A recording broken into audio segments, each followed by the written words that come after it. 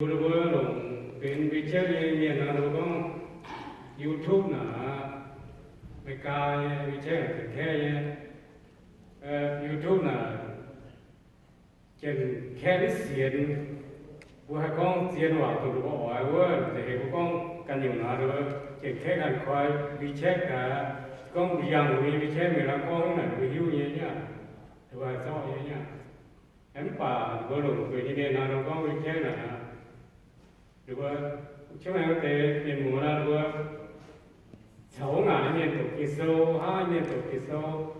แต่หมั่งจิ้มเฮียนแต่ยี่น่ะตัวเนี่ยไอ้ดูว่าเราเหี่ยวเย่ก็เย่ก็เย่ยี่กุ้งเนี่ยนั่งนอนนะแสดงสารพัดเราหมั่งแต่ว่ายูทูบเนี่ยป่ะเย่เนี่ยสิ่งที่เราได้นำก็มุกเบียนจุดตัวห้าสาวห้าคือตรงนั้นเราวิเช็คเขายิ้มเป็นเจ้าai con thì ta đồ mình ta những giấy ta cũng được quật thì bùa mà nó còn phải là tổng cú phiền bùa sự cú phiền tổng chiến hoặc cú phiền treo và nó đâu có điều cái gì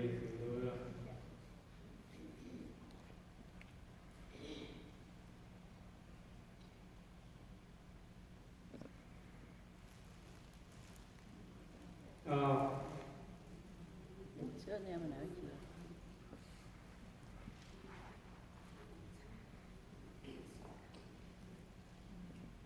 thì nói có thằng cú phiền thì cháu là phải hỏi không bao giờ xuống phải chết bị mình khổ thảo á tôi miền mà lại nó phải vô mà tao sự cú phiền cháu nó vô sự mà tao miền thì cháu là sẽ có thằng tình người cháu con thảo bữa xỉa thì cháu có một sự cú phiền mà tao miền có bữa xỉa xui cháu là nó vừa có sự mà bảo cậu tao nhá cái miền là sáu bữa xỉa xu con vừa hay miền xỉa thì không có lắm bảo miền mà vào này nó vừa cũng mà vào tao thì nói phát hạ sẽ bữa kể nó phát hạ bữa kể thì cháu nó sẽ thấy gì thật sự mong bữa thì con đưa miền mà vào này nó ye bùa là phải ye ya mà vào tao nhé ý rằng nó bùa chỗ sĩ sư miền nào ý sĩ có nó bùa ye bùa hiểu nhé sẽ có hát tao mà tao miền có yêu sĩ sư ye nào cả mấy đối sĩ ye sư nè yên nhẹ hắn nói sĩ con cũng để nó hạt tao nhé bùa như một sĩ nó sĩ ai họ bùa mà miền mà nải cả mấy bùa mà những thứ được là bẹt on bùa hạt tao của miền con gì sở nhưng mà nó mà phải con thì nó bùa để chờ được ăn nó lúc mình nào như được ăn nó bị nhiêu em mà thì nó là cái sâu sẽ thường là cái tệ này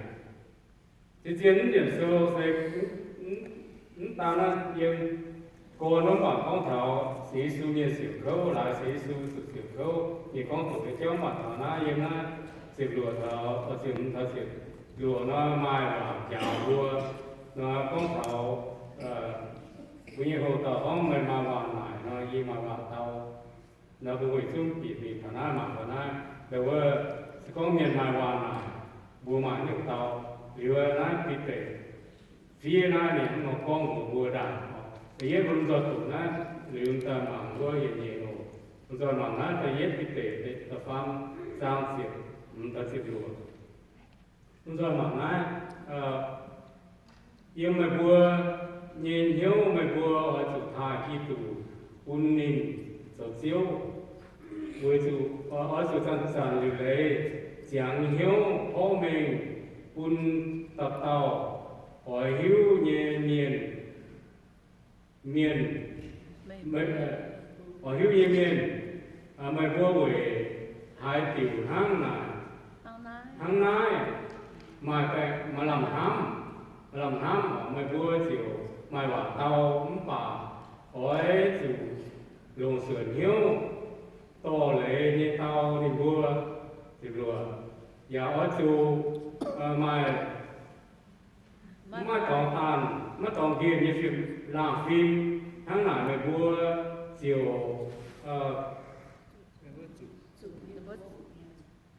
mày bùa chiều miền công tổ người vua chủ miền công tổ người vua khao khi tụ số như cú sĩ như vua chiều người như vua có nhiều quả chủ nhé thì nói với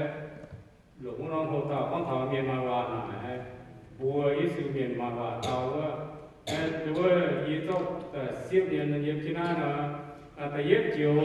miền vào tàu vua tàu con tin hùng tại yết chiều tại yết kỳ con thảo mà vua ở chủ bún phải thay kỹ tụ của chủ đình dấu diếu Giêsu miền là làn miền đảng vua ở tàu miền ở bố cả là chủ Giêsu thay kỹ tụ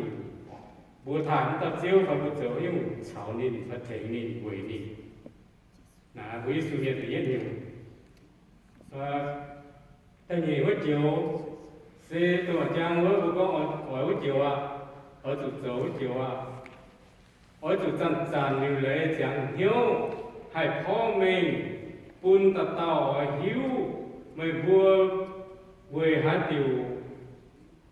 tiểu tháng này mà làm hám vua hồ nguồn tế chân tràn bền chẳng hiếu về mà miền này cả mê trở hiếu đồng này mà làm hám ý hám tay nó sâu nó chạy vua mới về hết cái đồ nào mà làm hám nữa vua yếm ítตัวvua tao mà ham mà tao ổn bà hẹn giả chứ của mình có mới vua chiều mai hòa tao em bà ở chủ xuân hiếu to lệ nhẹ tao đi vua tao đi vua em bà chủ lồng xuân hiếu nhẹ lồng to lệ nhẹ hòa ở chủ mặn tao con nuôi biển hiếu vua bên lồng hay như hồ có mà nó sẽ nên là cả vua nếu vua sẽ Giêsu nếu vua hỏi hiếu thứ chúng mình cho nó là bên khu cho hồ vua nhá bên lồng hay cho vua mà những cái chiến chỉ nã bao lâu có vua thì vua thay mà chẳng là chủ tổ nã và mà bên nã thảo vua thì mình cho là vua lồng hả mình mua vua nó này có hiểu gì mà nó chả nhìn có nó để gì vua hoàng trên tàu can trên tàu mai mỏi mai lệ tàu tại vua miền tỷ nhau với cái này có vua mình có vua từ mặn tàu lồng con phim lồng lệ con lồng nhẹ tàu vua miền có đi vua sĩ Giêsu mà nhung lệ Giêsu tổ hát tàu thì lồng tổ hát tàu sĩ địa sĩ to nó tài ấy vua thì chỉ vua sĩ này vua mà phải ở những cái nhiều là vua nó còn phải thì chỉ nó vua con nó sẽ cổ miền này mà bèn on bèn nãy sơ nó bị vua kinh mê hả xe còn bèn nhưng mà như con bèn là người hạt vua yếm mấy con yếm mấy người nhưng mà làm lắm để làm mặc bèn on yếm mấy con để thì nó đúng lúc là xong lùng chiến xe ở chủ mai hòa tàu của vua nếu vua này họ liên quan đến cháu thì mai vào tao phải đi vua hai quân vua to vua tụi nó vung nó vua tụi to này vua tụi tao này vua tụi con mình này vua tôi hiểu quân vua hát thằng nào sẽ có hai con vua thật chẳng chúa từ hồ sẽ có mai hay mà bao nhiêu mà mai hòa tao mà tất cả hòa chỉ có gì có im là nếu có thể thấy không im là cam thế ha cái gì có mình nó mà có nên tao ga hòa hay không tài thế ha mình nó nên tao ga hòa chịu hoặc tao chịu hòa tao ga hòa tài im nó cam suy nó cam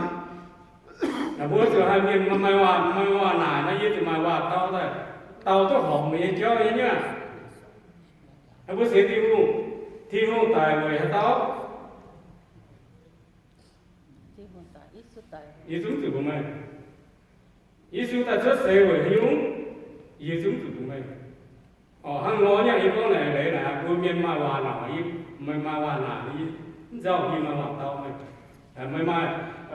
ý bỏ vào năm đâu chỉ đào nó khu sơn tà lạt nó đâu có big fire nhìn hắn nó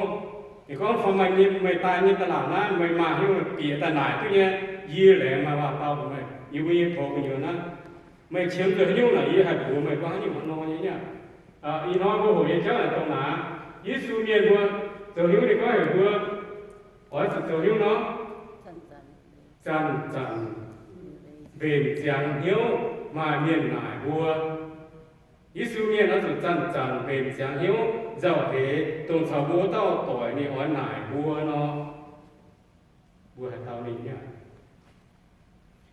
yếm con đâu mày kia sự là tao cũng muốn nó có mình hay tao mà mày hẹn nam có mày sao như vua như tin xe phải chạy cái ba mươi cổ xã tao mày nản là cao chi hắn nó lắm bảo mình phải tao rất thực tế đi vào cũng mày mà cậu tao cũng mình mà cậu là mày hẹn nam hẹn lúc cháu của đi con mày nản tao mà những tung trốn quên cổ nhá niệm chúng nải thao chiếu mày cháu bảo bướm quên cổ cái này nó bướm hai chuột cú phiền á sẽ chuột cú phiền thì cháu nhá bữa chàng thầu bữa bún ở tao nhiều bảo kia quá bữa nhận chết hàng miền cũng miền thì phải nhiều nhận chết hàng là miền cũng TV cũng thiếu quê yếm ỏi muốn hiểu cái cổ là muốn hiểu yên này cổ là giang ngon nè ý nhận chết hàng miền mà vào lại mà thiếu quê TV quê này hẳn cứ yêu như thế em nghĩ nó miền này nó yếm mà vào tao giàu cái chàng thầm ăn nổi mà mặn tao lùn nổi tao rồi cháu ta con gì nhớ như mà tao là sẽ tung vực chín nhiều những ít bây chỉ sơ quý vua nó chăn nó chủ mà chín nhiều như tao miền nhá ta chăn chỉ chiến chăn mà chín nhiều như miền là thảo tiêu cháu này vua ta chăn chỉ chiến của miền không giết nó nhỉ hay nó nhá thì nó bùi cháu này em không bùi bị hiếu thằng này đồ xuân hiếu như to lệ như tao thì vua là họ sau hăng mà con bị vua thì được với ta phàm kỳ thì con giáo ở chủ mà mai tổng game như làm phim con làm phim chiều à nó đồ nó nghe nó nặng rồi thì cha nó phan sơ rồi con nghe làm phim nè cha con ta sẽ thì nghe tu thì nghe tổ thì nghe làm phim nó bây cha nó nó lộn nghe bố nó bố con lộn ngoài lộn nhớ lộn sườn là bây giờ nó con lên làm phim sẽ chiến phim hàng nghe nó bây giờ thì hiểu nó làm phim như thế đấy ở từ miền này vào nó vừa từ lồng bia làm phim tàu thì búa nhá nó sẽ chiếu như lồng bia làm phim cùng phim tụi nó hổ như tàu từ lồng ở muang như từ cú phim như cháu là ăn ngon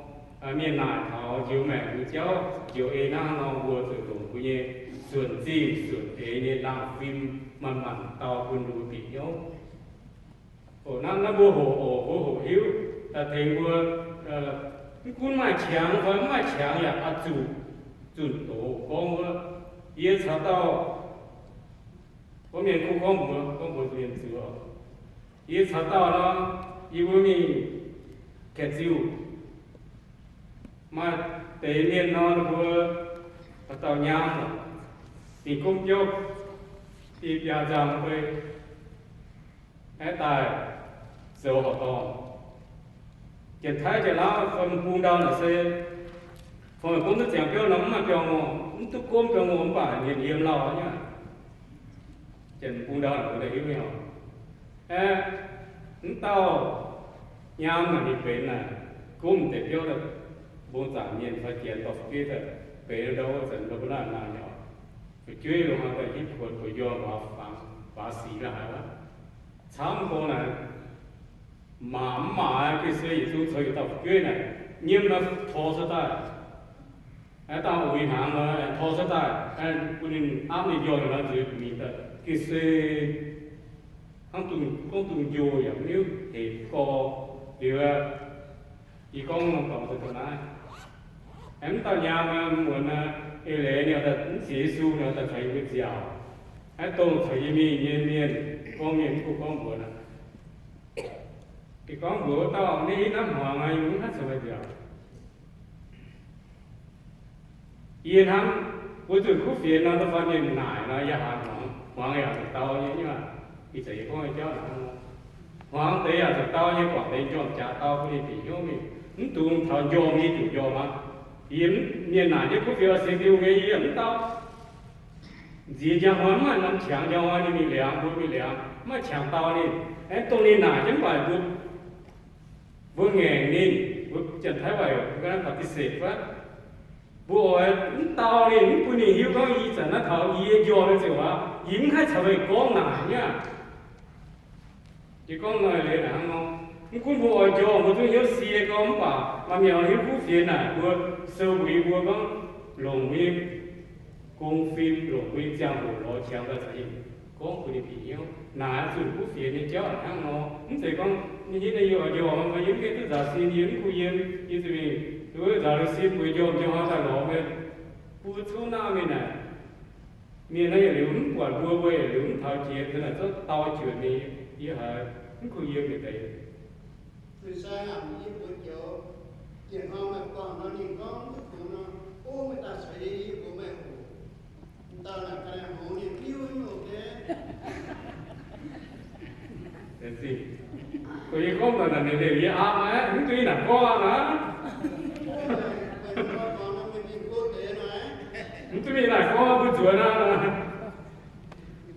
cái thảo kẹp kéo cái đá như thảo tung tới bên này phụ yêu thảo kẹp kéo bên này cái đá sống tới bên kêu tụi con vào thì con cô ta nè tía nè ô ý thì sẽ có ngay đấy bữa hắn thảo rồi bữa miền bả miền lọ tàu bữa phiền bữa miền hiu ấy hắn nói mà chẳng ta phan miền này là bữa tụi con miền hiu nha hắn nói ổn đấy tại sao mình nghe nó bữa tụi có mấy người lồng hiếu như tổ lệ như tao lên bữa lọ chẳng tao lên bữa hoa có lọ với chèo không phải bữa hoa những cái bữa tụi cô chèo chứ vậy bữa ta bà đi nó bữa ta chèo cái chạy tiền điểm ngay cũng xấu nha anh nói ôi cứ bị hiếu này nếu lồng với như làm phim hắn làm mà bữa chiều miền nó có tổ búa ở búa cũng từ búa rút con á có nhiều quả búa xì đi kéo quả búa có nhiều kéoแต่มันcứ nhiều có tổ búa khi búa rồi kéo có một rồi cứ xì lăng rồi cũng bảo thằng cả là nó bị cần làm con bị cần sự nghe nó sợ con trên đi ở mình em nói búa con búa nhẹ búa chừng búa nhẹ búa xiên chủ xiên họ rồi búa quả búa có những lăng rồi có những thầy người búa có như mà người búa là búa cũng bảo thằng cả là nó bị ikan itu bunyi bubuh ini nak. Emang sekarang bumi tu bubuh ni nak buat haji macam mana tu? Angno, dia ini tu dua, dia dah dia, dia Vietnam nampak, dua jangan dua dong cái tiền này, em thô cái tiền, em chưa hỏi ya angno bui bua, yếm cái xiên này bự đúng, angno nói tại cái tệ gì trang gì yếm con, mười bua yếm cái xiên này như bự đúng. Cũng ở chỗ lồng, cũng ở chỗ lồng như xì hăng. Chỗ nó là thêm bữa cái tụi mình cái số nhiên, bữa hắn nó chỗ lồng như xì hăng nó là chịu giang nha, hay cái nó là bảo dung chịu giang họ. Yếm cái xì như thế như một lồng, bữa con như hòa, bữa chỗ như xì cũng chỗ lồng như cho buôn miền quận hắn. Bữa bị trên bữa chỗ về bữa bị thọ bụi, bữa anh con chứ bị con, sẽ con mình bữa tàn mà bữa có mà bữa sẽ走瓦sĩ như bên, nên bữa hay chia tu mà bữa走như cú sĩ thảo thiên hùng ta luôn hoa nên bữa tiểu sinh thiên hùng, y nó bữa走như bữa xiên như bữa con như nên buôn nó hổ búa của những cái người buôn bạc thọ cả hai là cố này Isu miền con là xiên rồi nha Isu miền số là xiên rồi nha Isu miền là một số như xì đôi mình để bán hơn là quay về cục bún bò dưới nó ngọn tàu con là dưới cái nó mang tiền muối nha thọ cả hai là kỳ sư không thọ cả hai là rồi thì con ô là hắn ngô là đồ trực xe với gì luôn bukan di sana buat tercuci je nak buat macam apa cái gì dia buat nó vẫn itu nak buat nó nói như thế này họ tới dung đấy à mong tao ngóng liu ya có thế là dưới miệng của hiếu gai nhé mấy vẻ là cho tôi một lô xì đó và buổi su miên này buổi hà đấy giờ trở na ai ảnh tây miên thì nó có đồ tức của cho nó mà nói rồi cái con buổi trở hết nhung em đối xin với thi đua để thi đua em nhiều là nó con vàเป็นทั้งgióอย่าฟิลิปเขาบอกเจ้ามันยังโครสิโซตะไฟจ้าตะลุยมันบัวจู่ก้องว่าอุโมงค์อยู่เมียนทั้งอันเจ้าปุ่นกันน้ายมาหมวยนอเวจู่มันบัวฮิตุทั้งหายนอเตาตู้หอกเตาเมียนหนาอยู่ว่าอีทอนบัวอีเจ้าbố con nhiều à, tôi cháu bố con luôn sửa gì sửa thế đó cháu đó hắn dùng tấn dùng đồ hắn mà chán mà nó nhìn lại vào bố nó một bố số giang hồ tài số sửa nhẹ tao nhìn ye hay ý cái này tham như vậy của dạng tại một đống cũng tu không bao giờ hay là tiêu cứu nó mà tao phải xem nó cái thứ này tôi nghe về đó này là mình chỉ chết cũng cứ yếm nếu hắn nói ẩm yếu miền hiểu mình nó mình tàu ở chiếu nhé của chủ đến cái hình tàu miền nhá tao này hết hiếu tung tàu miền là kiểu bao miền nha nó kiểu chắc đi cần gì là kiểu có quả đúng nhé nếu miền cho là trả suất con tàu phi xe là nếu như tôi đã về kiểu bao miền đó này là có quả muốn như chiếu như con tàu ye chạy con nó phải mà phải bữa là Giêsu niên thì chán về chẳng hiếu là xe ta chán他chán to niên ôi nó trên xe niên rồi đúng có hà lộ rồi cũng ôi thì mà có hiếu nó là và cũng hà lộ他chán bữa nhiêu phun bữa chỗ ta bữa hà lộ ôi hà tao thế tôi mới nào mà nhất sai tối phải nào mà phải chuyên liệu tổng nó phải chỉ là tao phun là liên quan hay là liên hay vốn nhiều thế hả sau buổi phải chuyên sau buổi hoang tỏi có xe nhiễm bảo có phun bụi nó bụi tự sát bụi cần gì ta ôi hello nhá thì con nói lên là có quả cùng hoàng nha tao miền miền đốt nhiều